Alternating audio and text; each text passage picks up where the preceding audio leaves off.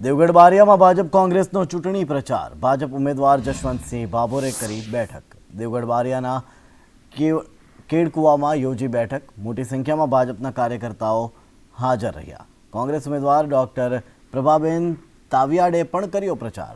Devgadh બારિયાના hot બજાર ખાતે લોકસંપર્ક કર્યો। કોંગ્રેસ ઉમેદવારે ઢોલ નગારા સાથે કર્યો લોકસંપર્ક। ભાજપમાં અત્યારે પણ ભરતી મેળો ચાલી રહ્યો છે। આજે પણ 400 કરતા વધુ કાર્યકર્તાઓ ભાજપમાં જોડાયા છે। ભારતીય જનતા પાર્ટી વિશ્વની સૌથી મોટી પાર્ટી છે। અમે ગુજરાતમાં 25 વર્ષથી શાસનમાં છીએ, દાહોદમાં 1995થી છીએ, ભારત દેશમાં પણ દેશના વડાપ્રધાન 2014થી છીએ। અમે ભરતી મેળો બંધ જ નથી કર્યો।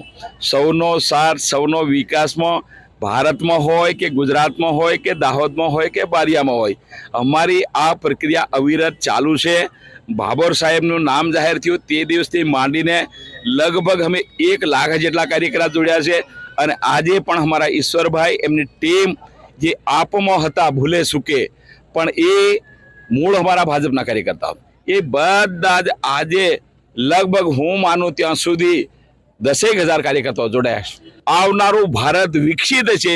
દેશમાં કોઈ ગરીબ ના હોય તો અમારે બીજો ધણી જોવાની કોઈ જરૂરત નથી। અને આ મોદી જીવે ને તો આવી દેશમાં કે દુનિયામાં કોઈ બીજો નેતા આવવાનો નથી। આ ભારત વિશ્વ સત્તા છે અને ધનાઢ્ય દેશોમાં છે।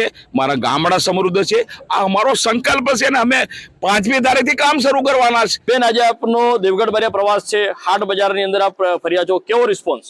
અમને લોકોનો ખૂબ સાથ સહકાર મળ્યો। બેઠેલા આવે, ઊભા થઈને એકદમ હાથ જોડે અથવા હાથ મિલાવે, એટલે લોકોનો અમને ખૂબ સહયોગ છે। લોકો ઈચ્છે છે બદલાવ અને સરકાર બદલવા માટે ઈચ્છે છે। મોંઘવારી, બેકારી અને ભણેલા છોકરાઓ રખડે છે એ બના, અને ખાસ તો નરેગામાં લોકોને મજદૂરી નથી મળતી।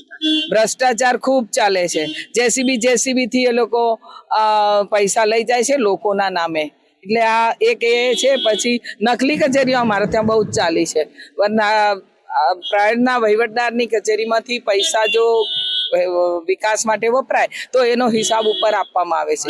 જ્યારે આ છે ને, આ નકલી કચેરીઓ નકલી કચેરીઓમાં પૈસા ફાળવી અને પછી 18 કરોડથી વધારે બિલો તો પકડાયા છે।